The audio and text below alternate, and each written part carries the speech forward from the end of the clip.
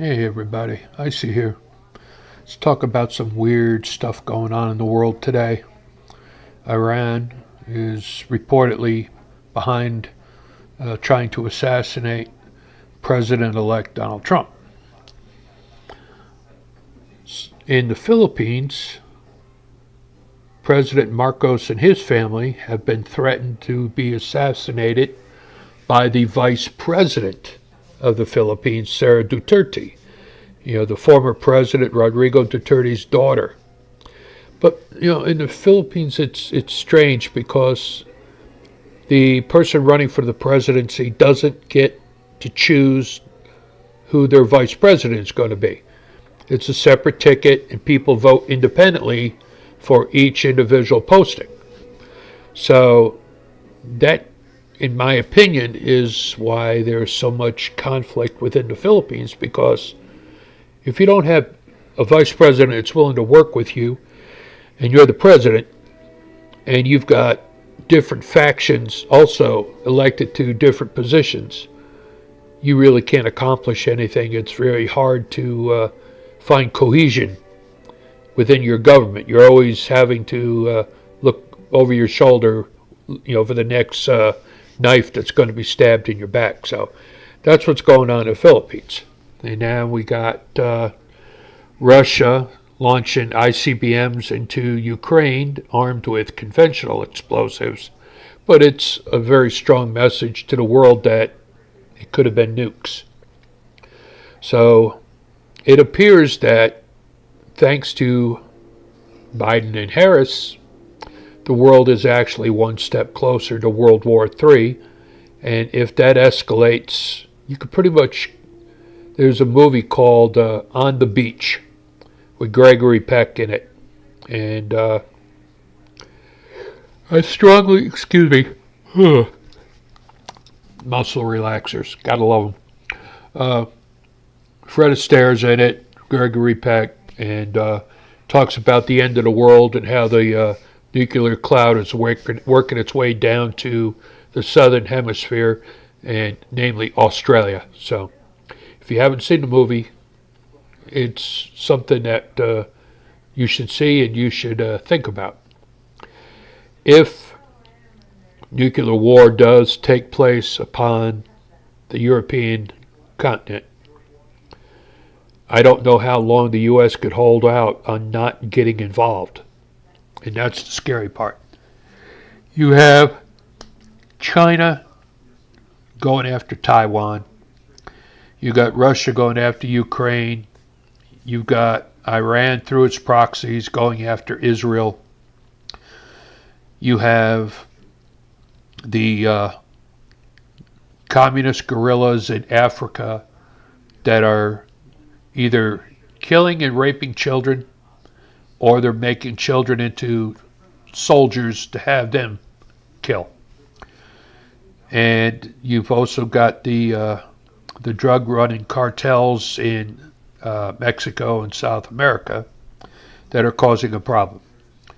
So unfortunately, this world is going to hell in a handbasket right now because all the lunatics have been in charge for a while, and now that President-elect Trump is going to get into office, he's going to have to deal with it, and that's really unfair to the American people. And speaking of the American people, you have that mayor, what's his name, Mike Johnson, I guess, whatever, in Denver, Colorado, standing up to ICE agents going to remove illegals from the city to Tiananmen Square, which I find as very ironic because I watched a video about 2 years ago from a former diplomat of a European nation who said that he was there in Beijing when Tiananmen Square happened.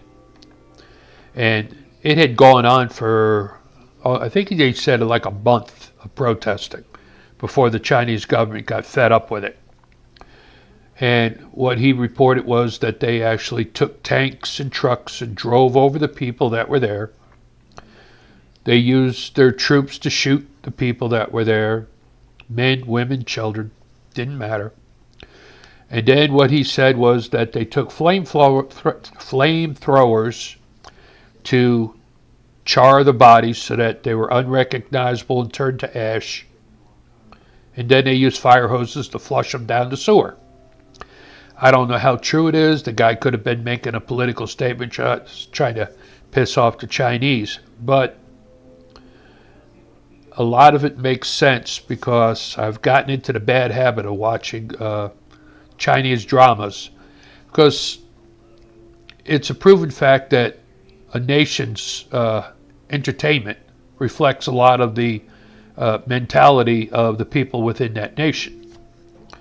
And the Chinese dramas are all men abusing women, using alcohol and drugs to control them physically and sexually, parents seeking financial and status elevation, selling their daughters or their stepdaughters just for profit. You've got I don't know. I mean, if this is a reflection of what China is like, it's understandable why a lot of people are fleeing China. You know, you got to remember too, China used to be a one-child country, and now they're overrun with females, and a lot of the females are selling themselves for prostitution in many of the cities because they can't find a man. So that's China. Now you got a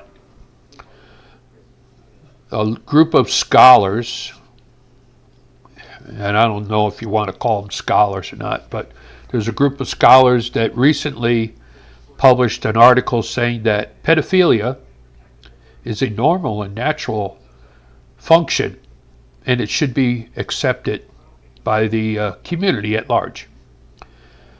There's a group called NAMBLA, North American Man-Boy Love Association. They're a bunch of sick SOBs. And several years ago, they had published a statement saying that they were going to use the same exact tactics that the gay community used to receive acceptance and understanding in the United States.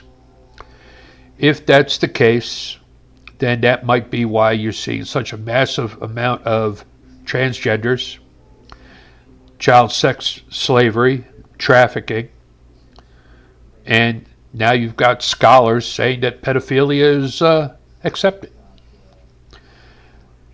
Our nation has really gone to hell in a handbasket, and we've got to bring back some basics in all our children's lives, or we could basically change the name from the United States to the new Sodom and Gomorrah.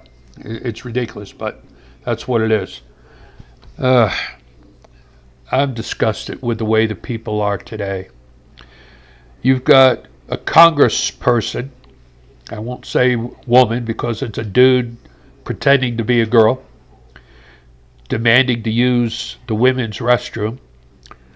And on my final note for this icy reports, dude, if you're born with a dick, you ain't a chick, use the men's bathroom or just start dressing as a man, because the time for stupidity and mental illness is coming to an end.